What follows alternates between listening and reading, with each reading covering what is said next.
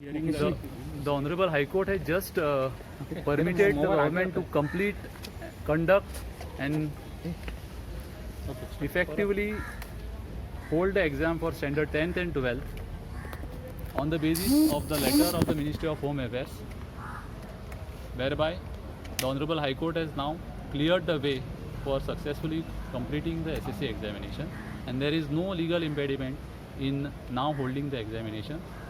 And the stand of the government that it is right and it is proper for the benefit and for the students community to hold these exams at this stage has been vindicated by today's order of the High Court, and High Court has disposed of the petitions without granting any relief to them, and that is a great success to the government of Goa. So ball was sent in the court of MHA yesterday. So what was the response of MHA today? MHA has permitted holding of SSC and 12th examinations in the state of Goa. So on their part, there was no reservation on the part of the MHA on this count. No, that 17th May order of that lockdown was not clear. That order in view of state government, and our understanding is that it does not mention anything about the examination.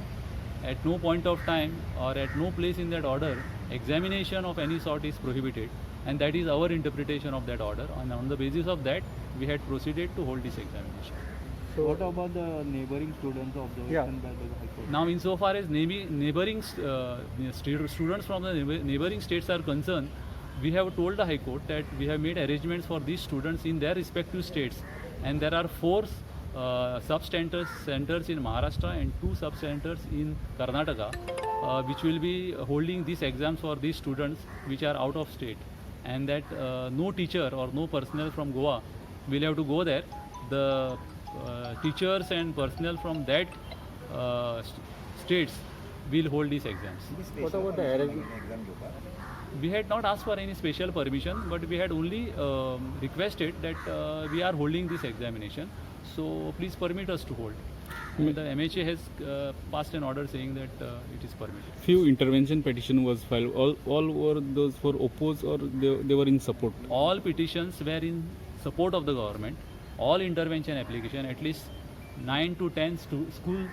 Then there are parents who had filed intervention to say this examination have to be conducted, and it was at the request of these students and their parents that these exams are being conducted, and the government was keen to hold this examination. Sir, what are the key arrangements which will be done?